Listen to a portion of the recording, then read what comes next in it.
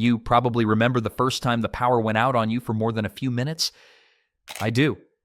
At first, it didn't feel like a big deal at all. Lights off, phone still charged, fridge closed.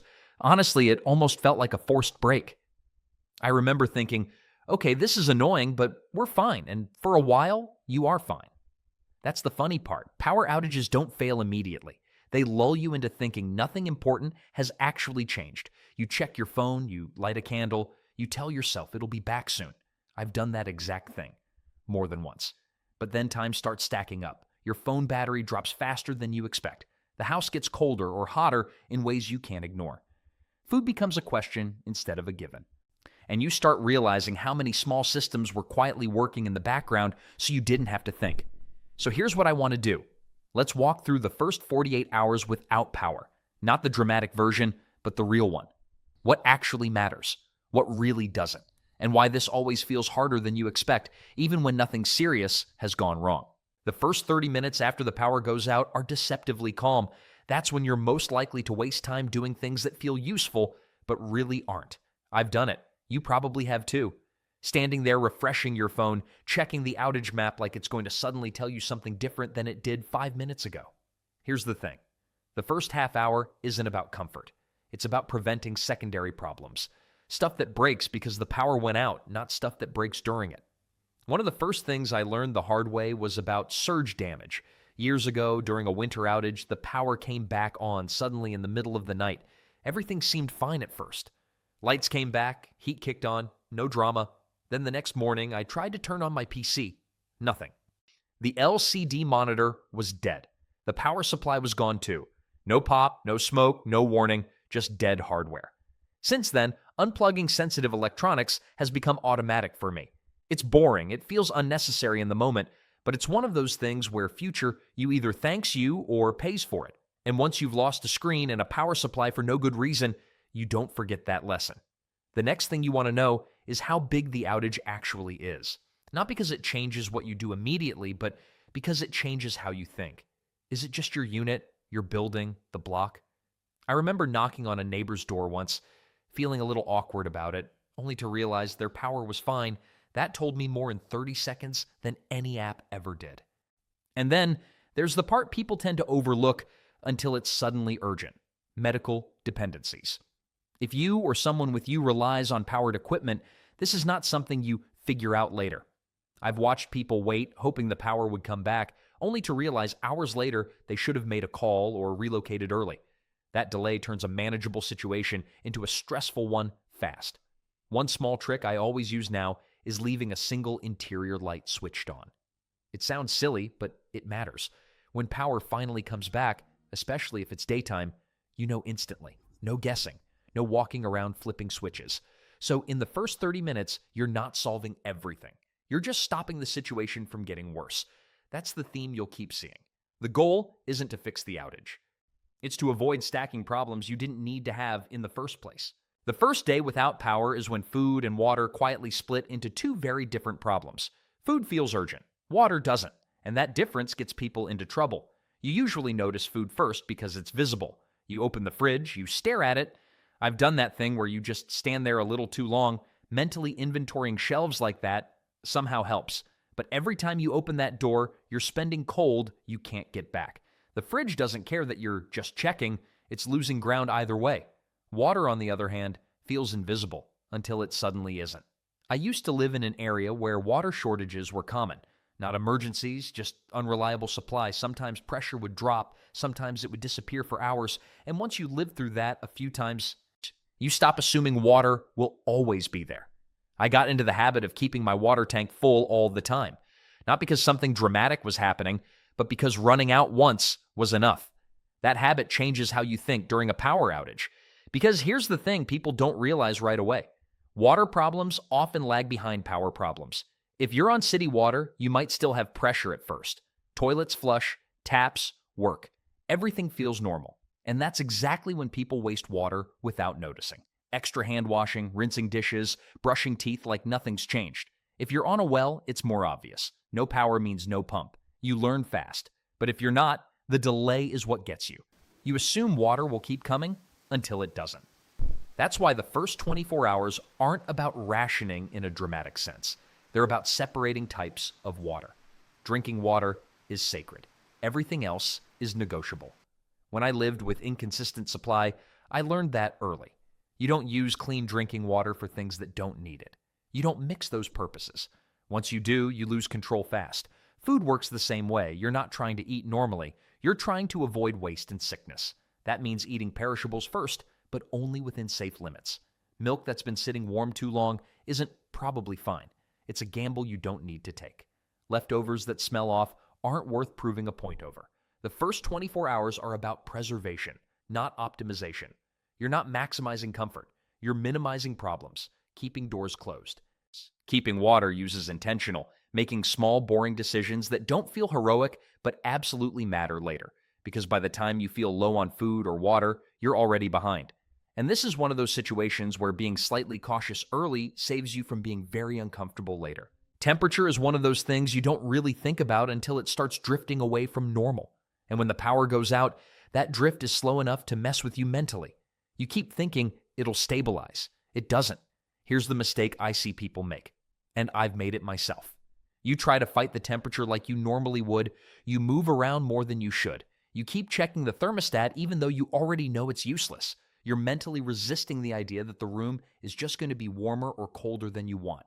But here's the thing. In the first 48 hours, fighting ambient temperature usually costs you more energy than it saves. I learned this in a very unintentional way during hot summers. I'm the kind of person who genuinely struggles to sleep without fan noise. I don't even need the cooling as much as I need the sound. Silence plus heat is brutal for me. But there were stretches where the power situation was unreliable, and I didn't want my sleep completely wrecked every time the AC or fan went off. So sometimes, on purpose, I'd sleep without AC. No fan, just ambient heat. Not because it was comfortable, it wasn't, but because getting used to it changed how my body reacted. After a few nights, something weird happened. The heat stopped feeling like an emergency. It was still hot, but it wasn't stressful in the same way. That experience completely changed how I think about temperature during outages. The goal isn't to recreate perfect conditions, it's to reduce how much the temperature bothers you. That's a mental shift as much as a physical one. Once you stop treating heat or cold like something you have to fix, you start making better decisions. Hot weather is annoying. Cold weather is different. Cold can actually be dangerous, and that's where people sometimes misapply the just tolerate it idea. So no, this is not about toughing it out in the cold or trying to sleep without a blanket to prove something. If it's cold, you protect yourself. You insulate. You stay warm enough to be safe. In cold weather, that means shrinking your living space. One room, doors closed, blankets placed where they actually slow heat loss, over windows, door gaps, drafty walls, instead of just piling everything on your body and hoping for the best. You still use blankets when you sleep. You still layer. You don't ignore cold exposure. And the funny part is, once you accept the ambient temperature within safe limits, you actually feel better faster. Your breathing slows. You stop pacing. You stop making impulse decisions like opening windows that don't help or wasting battery power on devices that barely change anything. This doesn't mean temperature doesn't matter. It absolutely does. Extreme heat or cold can become dangerous. But in the first 48 hours, most people aren't dealing with extremes. They're dealing with discomfort. And discomfort feels urgent when you're not used to it. Because once you stop fighting the temperature blindly, you stop fighting the situation. And that's when everything else gets easier to manage. Your phone feels like the safest thing you have when the power goes out. I get why. It's light, it's familiar, it still works. And for a while, it makes you feel connected to something normal. You check messages, you scroll, you refresh the outage map like it's a slot machine that might finally hit. I've done that exact thing, sitting there thinking, I'm just checking for updates while watching my battery quietly drop faster than it ever does on a normal day. Here's the thing you don't realize at first. The moment the power goes out, your phone changes roles. It's no longer entertainment. It's a tool, and if you treat it like it's still there to kill boredom, it will betray you at the worst possible time. I learned this the hard way during a long outage where I didn't think ahead. Brightness up, data on. Wi-Fi constantly searching for networks that weren't there. By the next morning, my phone was under 20%, and suddenly, it wasn't comforting anymore. It was stressful, because now that phone wasn't just a screen, it was my flashlight, my alarm clock, my way to check in with people if something actually went wrong. That's when your behavior has to change. You don't need to go full monk mode, but you do need intention. Lower the brightness, way lower than feels normal. Turn on low power mode, kill Wi-Fi and Bluetooth if they're just hunting for signals. Check for updates on a schedule instead of constantly. When you do that, your phone stops feeling fragile and starts feeling reliable again. Charging decisions matter too. A lot of people immediately jump to their car and try to charge to 100%, sitting there with the engine running. That feels productive, but it's usually unnecessary. I've found that 10 or 15 minutes gets you enough charge to matter. Anything beyond that is just burning fuel and attention. And here's something else people forget. Information itself can drain you. Refreshing social feeds, reading speculation, watching people argue about restoration times, none of that actually changes your situation. It just makes you anxious. I've learned to lean more on simple, low-power information sources. A battery radio or a quick official update gives you what you actually need without pulling you into the noise. There's also a small, boring detail that suddenly becomes important. Money. Card systems go down. ATMs stop working. Stores close early or switch to cash only. You don't need a stack of bills, but having a little cash means you don't have to make panic trips just to feel normal again. The big shift here is mental.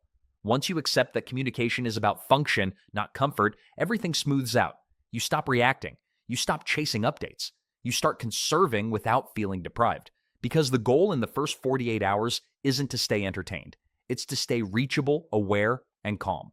And once your phone is working for you instead of against you, a surprising amount of stress just disappears. Somewhere around the second day, your thinking shifts. The outage itself isn't surprising anymore. What's surprising is how tired you are of working around it. That's usually when the backup power question shows up. Not dramatically, quietly. You catch yourself thinking, okay, do I actually need power? Or do I just want things to feel normal again? I've been there. I remember one outage where everything essential was technically fine, food was managed, water was okay, phone was hanging on. But mentally, I was done. That's the moment where people start making decisions they wouldn't have made on day one. This is where backup power actually belongs in the conversation, not as a first move, but as a second-day decision. A small UPS or battery station can be incredibly useful here. Not to bring your whole life back online, but to support specific functions. Charging a phone, powering a router for a short window, running a small light at night so you're not navigating in the dark. If you've ever watched your phone drop into single digits and felt your stress spike, you know exactly why this matters. Generators are a different story. People tend to think of petrol or diesel generators as a magic fix, and they can be, if they're used correctly, and if they're actually allowed where you live. That second part is huge. In apartments and shared buildings, generators are often prohibited outright. Noise rules, fire codes, placement restrictions, balconies don't count as outdoors. Garages absolutely don't. And every year, people ignore those rules and pay for it. Carbon monoxide doesn't give warnings. It doesn't smell. You don't feel heroic for pushing through it. You just get tired, confused, and then you don't wake up. That's not a risk you take because you're bored on day two. Even when generators are allowed, they're not meant to run nonstop. You don't fire one up to recreate normal life. You run it in short, controlled bursts, charge what matters, cool what needs cooling, then shut it down.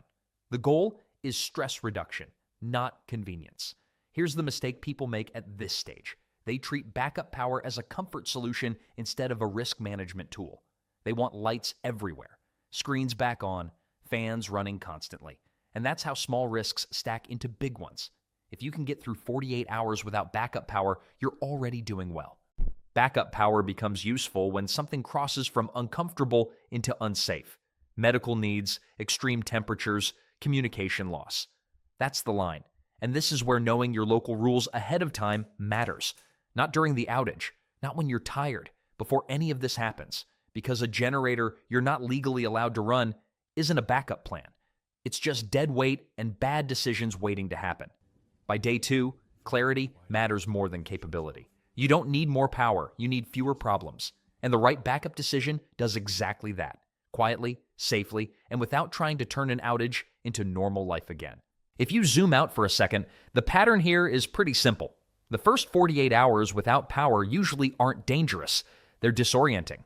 Things don't explode. Systems don't collapse. They just stop quietly doing the work they were doing for you, and suddenly you have to notice. What matters isn't being perfectly comfortable, it's staying functional, knowing when to stop wasting energy, knowing when not to fight conditions you can't control, knowing when a problem is real and when it just feels urgent because you're tired, bored, or cold. I've learned that the hard part isn't the outage itself. It's realizing how many decisions electricity was making in the background without you ever thinking about it. Temperature, food, time, noise, information. Once those supports disappear, you either improvise badly or you fall back on a few simple priorities that actually hold up. And that's really the difference. Not toughness, not gear, just clarity.